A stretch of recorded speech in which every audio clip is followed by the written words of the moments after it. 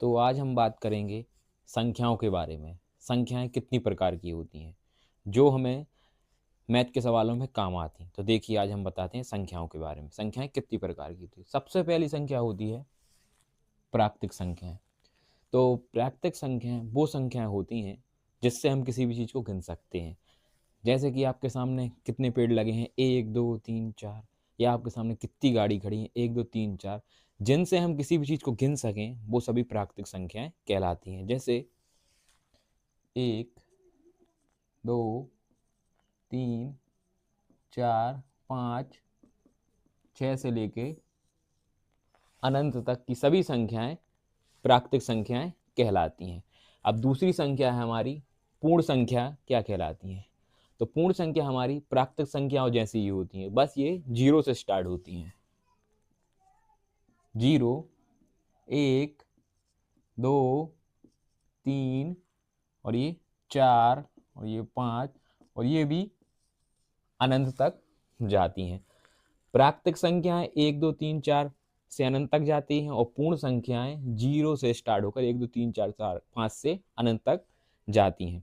अब इन दोनों को देखकर एक प्रश्न बनता है जो मैं आपको बताता हूं कि सभी प्राकृतिक संख्याएं पूर्ण संख्याएं हो सकती हैं क्या। तो हाँ, सभी प्राकृतिक संख्याएं पूर्ण संख्याएं हो सकती हैं। जैसे 1 2 3 4 से अनंत तक, तो यहाँ भी देखो 1 2 3 4 से 5 से अनंत तक है। तो सभी प्राकृतिक संख्याएं पूर्ण संख्याएं हो सकती हैं। लेकिन क्या सभी पूर्ण संख्याएं प्राकृतिक संख्या हो सकती हैं? तो नहीं, सभी पूर्ण संख्याएं प्राकृतिक संख्याएं नहीं हो सकती, क्योंकि पूर्ण संख्याओं में शुरू में ही 0 है जो कि प्राकृतिक संख्याओं में नहीं है। तो सभी पूर्ण संख्याएं प्राकृतिक संख्याएं नहीं हो सकती।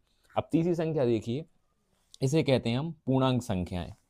तो पूर्णांक संख्याएं मतलब जिस संख्या में नेगेटिव और पॉजिटिव दोनों नंबर आते हैं वह संख्याएं पूर्ण संख्याएं कहलाती हैं। देखिए कैसे, जैसे 0 से 1 2 3 से लेके अनंत तक, और अब माइनस की साइड 1 2 से अनंत तक। पूर्ण संख्याएं वे संख्याएं होती हैं जो जिसमें पॉजिटिव और नेगेटिव नंबर दोनों होते हैं। वे सभी संख्याएं कौन सी संख्या कहलाती हैं? पूर्ण संख्या कहलाती हैं। तो अब देखिए चौथी वाली संख्या सम संख्याएं क्या संख्या कहलाती हैं। तो सम संख्याएं उन संख्याओं को कहते हैं जिनमें 2 का पूर्ण तरीके से भाग चला जाए या जो संख्याएं 2 से पूरी तरीके से विभाजित हो जाएं। जैसे 2 4 6 8 10, और ये संख्याएं भी अनंत तक चलती हैं। अब इसके बाद देखिए विषम संख्याएं किन्हें कहते हैं। तो विषम संख्याएं उन्हें कहते हैं जिनमें 2 का भाग नहीं जाता। सीधी बात, विषम संख्याएं उन्हें कहते हैं जिन संख्या में 2 का भाग नहीं जाता है। तो देखिए 3 5 7 9 11 13 15 से लेके अनंत तक, तो ये भी अनंत तक जाएंगी। अब अगली संख्या देखते हैं। तो अगली संख्या है भाज्य संख्याएं। तो भाज्य संख्या किन्हें कहते हैं? तो भाज्य संख्या वो संख्या होती हैं जिनमें खुद का भाग चला जाए, किसी दूसरी संख्या का भाग चला जाए और 1 का भाग चला जाए, तो उन्हें भाज्य संख्याएं कहते हैं। कैसे, देखिए जैसे 8 है, तो 8 में 8 का भाग खुद चला जाएगा ऐसे, ठीक है। या 4 से भी कट सकती है जी, देखो, और 1 से भी कट सकती है। तो भाज्य संख्याएं वह संख्या कहलाती हैं जिसमें स्वयं का भाग भी चला जाए, किसी दूसरी संख्या का भाग भी चला जाए और 1 का भी भाग चला जाए। तो मैं बताता हूं कि कौन कौन सी संख्याएं भाज्य संख्याएं। जैसे 4 6 8 10 12 से लेके अनंत तक, ये भी अनंत तक जा सकती हैं। तो अब हम बात करेंगे हमारी 7वीं संख्या के बारे में, जो है हमारी अभाज्य संख्या है। तो अभाज्य संख्या वह संख्या होती है जिसे हम तोड़ नहीं सकते। जैसे 3, 5, 7, 11, 13, 17 से लेके अनंत तक। इन सभी संख्याओं को हम तोड़ नहीं सकते, तो ये सभी संख्याएं अभाज्य संख्या हैं। लेकिन एक और आपको अभाज्य संख्या के बारे में बताता हूं, जैसे कि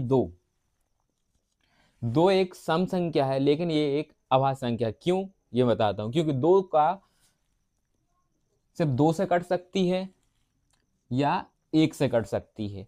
अगर ये किसी एक और संख्या से कट सकती तो ये भाज्य संख्या होती। इसलिए ये अभाज्य संख्या और सम संख्या है। ये क्वेश्चन हमेशा पेपर में आता है।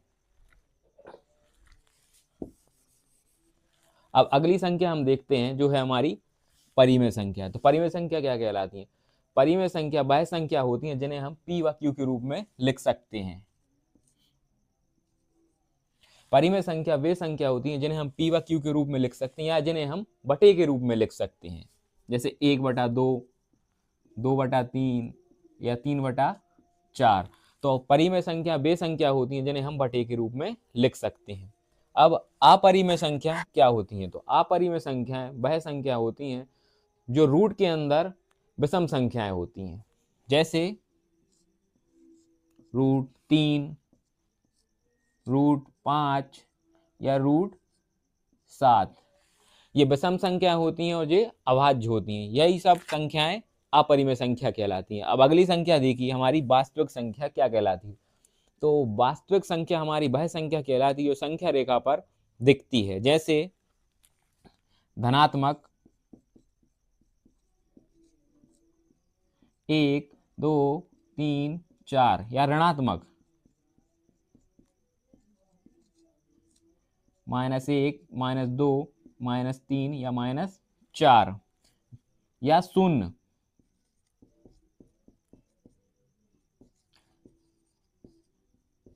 भिन्न या अपरिमेय संख्याएं।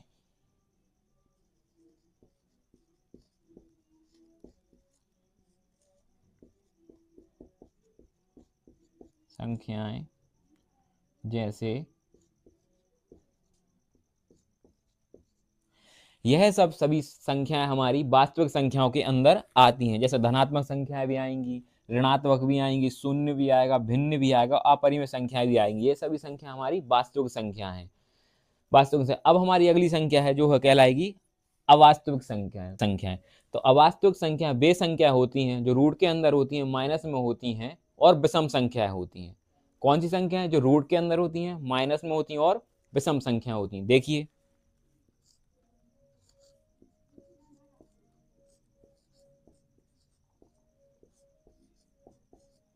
यह सभी हमारी अवास्तविक संख्याएं हैं। आज तो हमने पढ़ा संख्याओं के बारे में। अब हम अगले टॉपिक में जोड़, घटाना, माइनस के बारे में पढ़ेंगे।